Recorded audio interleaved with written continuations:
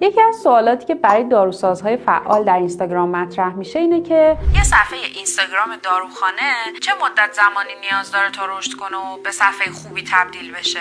حقیقت اینه که نمیشه مدت زمان مشخصی رو تعیین کرد که بگیم در 3 ماه، 6 ماه، 1 سال یا 2 سال شما به موفقیت میرسید. مهم اینه که شما چقدر محتوای با کیفیتی تولید میکنید و در کنار این موضوع در مسیر رشد صفحه اینستاگرامتون ثابت قدم هستید. تیم مدیلینک میتونه در تولید محتوا به شما کمک بکنه و همینطور با اختصاص دادن یک ادمین تخصصی و یک تیم پشتیبانی برای صفحه شما بهتون کمک میکنه که صفحه اینستاگرامتون رو به جلو حرکت بدید و علاوه بر این حتما به سود برسید. فعالیتتون هم پایدار و مستمر خواهد بود. نکات بیشتر رو در پیج ما یا وبسایتمون مطالعه کنید.